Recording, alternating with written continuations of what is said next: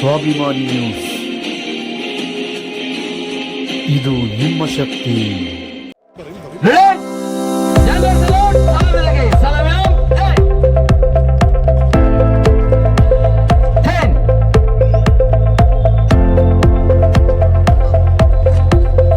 ಧ್ವಜಾರೋಹಣ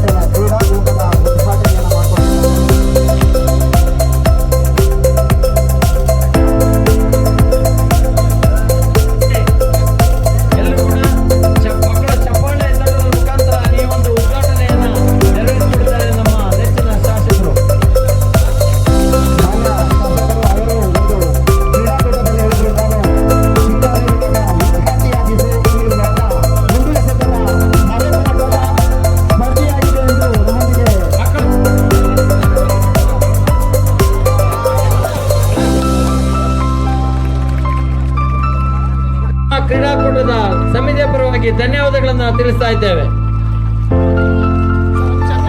ಶಾಸಕರ ಮಾದರಿಯ ಹಿರಿಯ ಪ್ರಾಥಮಿಕ ಶಾಲೆ ಬೆಳಮಕ್ಕಿ, ಈ ಶಾಲೆಯ ಮಕ್ಕಳು ಜ್ಯೋತಿಯನ್ನು ತರ್ತಿದ್ದಾರೆ.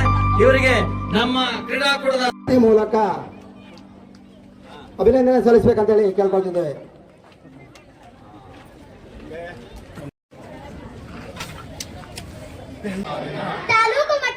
ತಾಲೂಕು ಮಟ್ಟದ ಕ್ರೀಡಾ ಸ್ಪರ್ಧೆಯಲ್ಲಿ ಭಾಗವಹಿಸುತ್ತಿರುವ ನಾವು ಸ್ಪರ್ಧೆಗಳ ನೀತಿ ಶೃಂಗಾರ ಸರಸ್ವತಿ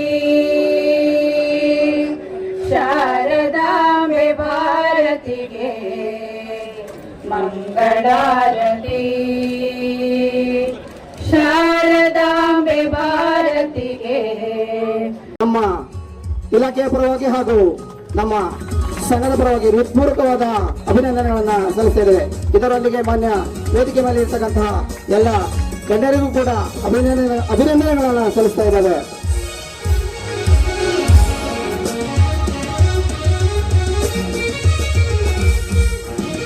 ಬಂದಿದ್ದೀರಿ. ಇಲ್ಲಿ ಗೆದ್ದು ಜಿಲ್ಲಾ ಮಟ್ಟಕ್ಕೆ ಹೋಗಿ ಜಿಲ್ಲಾ ಮಟ್ಟದಿಂದ ರಾಜ್ಯ ಮಟ್ಟಕ್ಕೆ ಹೋಗುವಂತ ಅವಕಾಶಗಳು ನಿಮಗೆ ಸಿಗುತ್ತೆ. ಚೆನ್ನಾಗಿ ಆಡ್ಬೇಕು. ಮಕ್ಕಳು ಈ ಭವಿಷ್ಯದ, ನಮ್ಮ ದೇಶದ ಭವಿಷ್ಯದ ಮಕ್ಕಳು ನೀವೆಲ್ಲ. ನಿಮ್ಮ ಚಟುವಟಿಕೆಗಳು ಸದಾ ನಿರಂತರವಾಗಿರ್ಬೇಕು.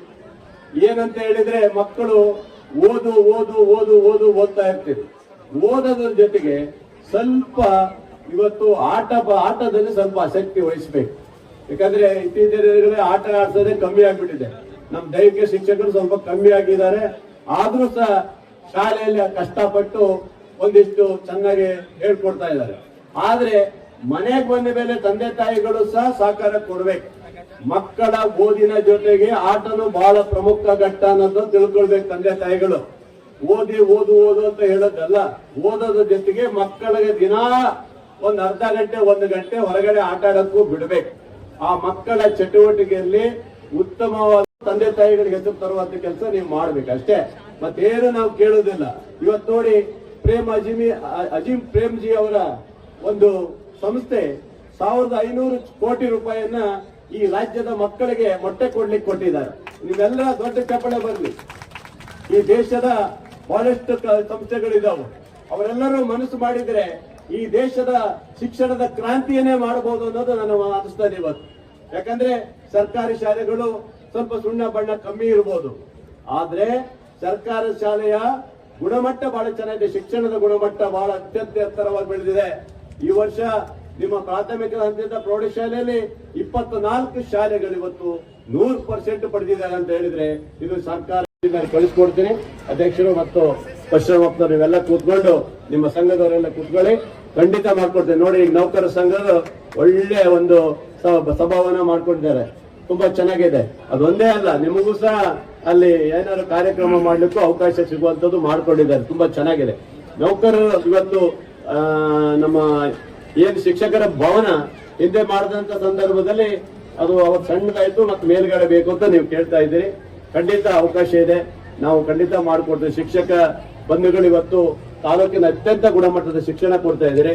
ನಿಮಗಾಗಿ ನಾವು ಸೇವೆ ಮಾಡುವಂತ ಕೆಲಸ ನಾವು ಮಾಡ್ಕೊಡ್ತೀನಿ. ನೀವು ಧೈರ್ಯವಾಗಿರಬೇಕು. ಮಕ್ಕಳ ಶೈಕ್ಷಣಿಕವಾಗಿ ಪ್ರಗತಿಗೆ ಯಾರ್ಯಾರು ತುಂಬಾನೇ ಶ್ರಮ ಇರ್ತದೆ.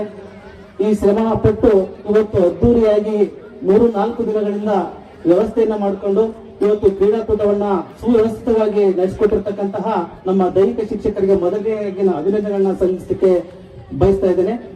ಮಕ್ಕಳೇ, ನೀವು ಈ ಕ್ರೀಡಾಕೂಟದಲ್ಲಿ ಬಹಳ ಖುಷಿಯಿಂದ ಭಾಗವಹಿಸಿ. ಇದು ಮತ್ತೆ ಈ ಸುವರ್ಣ ಕ್ಷಣ ಮತ್ತೆ ನಿಮ್ಗೆ ಎಂದಿಗೂ ಬರೋದಿಲ್ಲ.